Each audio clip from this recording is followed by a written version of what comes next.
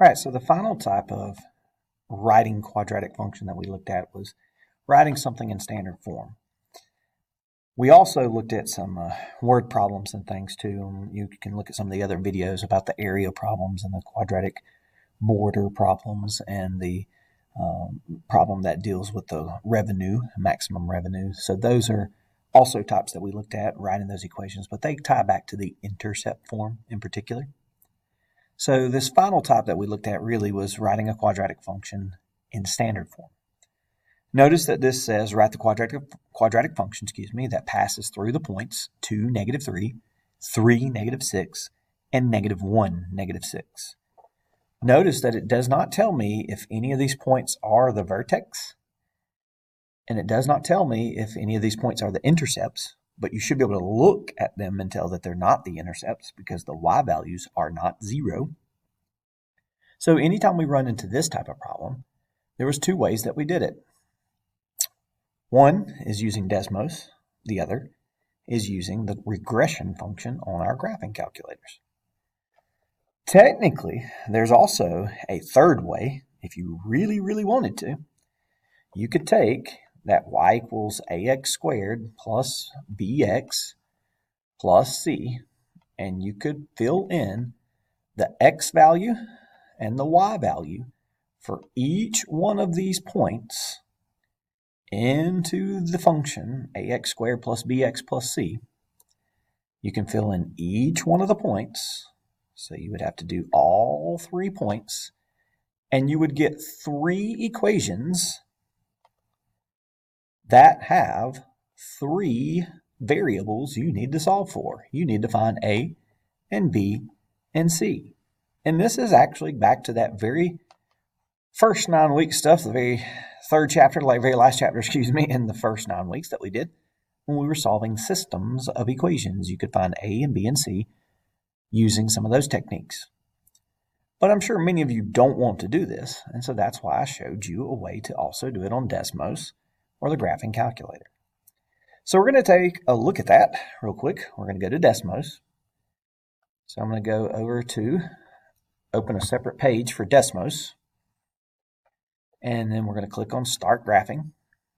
And remember, you can go to the Add Item, Add a Table, and this is where you can plug in the points that are given to you in the problem. So I'm going to go ahead and do that real quick. Show you that if I plug in 2, 3, and -1 for my x's, then I had -3 for a y value, -6, and -6. So I end up plugging in the numbers that are given to me, 2, -3, 3, -6, and then -1, -6. If we plug in those, we've got our graph here. But this doesn't tell me the equation. So to get the equation, I told you to go back on Desmos, click on the second bar here, and this is where you start typing in the form that I showed you in class. This is where it really is important to know the form.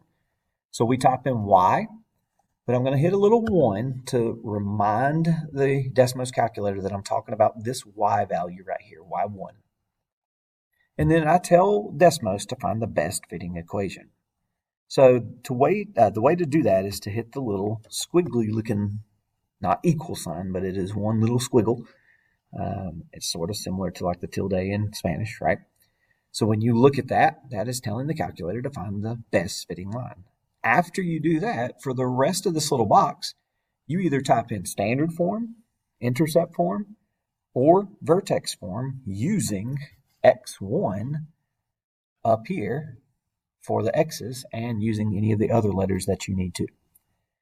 I'm going to use standard form, so I'm going to use ax1. I'm going to put the little 1 there, but I want it to be squared because it's ax squared.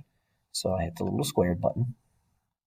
Then plus bx, I do have to hit the little 1 there again, plus c, ax squared plus bx plus c.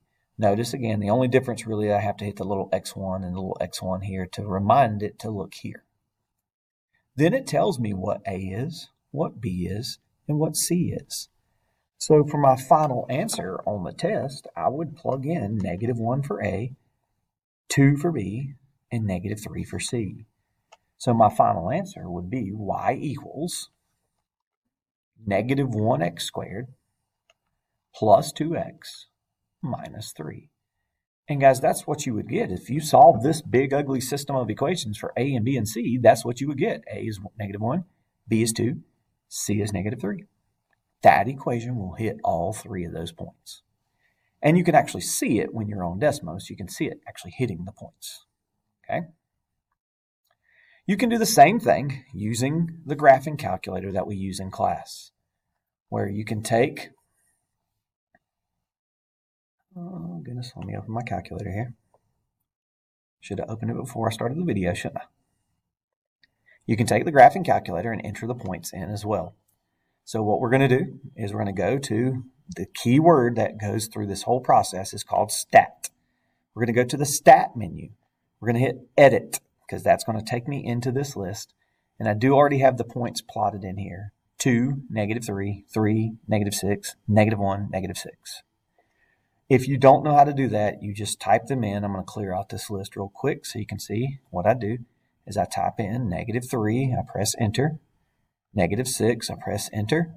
Negative 6, I press enter. You just press enter to get it to actually type into the calculator. Guys, you can handle this. You can handle a cell phone. Then I tell the calculator to plot these points. So we went to stat to plug the points in. We go to stat plot, which is second. Y equals goes to stat plot, and we make sure the plots are turned on. If they're not on, you will click enter to enter into that menu and make sure on is highlighted. Notice it looks like a little scatter plot, and my X's will be in list 1, my Y's will be in list 2. So then I go and I want to see the graph of these points. Now typically when you hit graph, it's going to take you to a graph where you can't really see the points really well, although on this one has been done just a few minutes ago, so you can see the points really well. You can always go to zoom. And if you go down to zoom number 9, it is zoom stat. We plug the points into stat. We plot the points with stat plot. We zoom in on the points with zoom stat. And guess what? If I want to find the equation of these points, I go back to stat. And when I go over to the little menu that says calculate, if you look down at number 5 here, you have a quad reg or a quadratic regression. So you go down to number 5 and then you go down to calculate.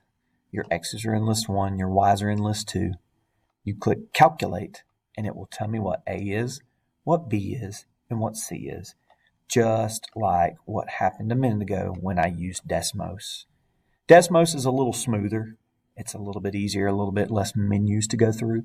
But you can still use the stat function on this calculator and do the exact same thing that Desmos does. I have another example of this on another video, another quadratic regression, using some numbers that are a little bit uglier, a little more real-world problem. And then you can also check out, like I said, the other problems dealing with area and the order problems, the revenue.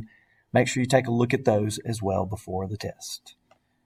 So we'll take a look at this problem here on another video.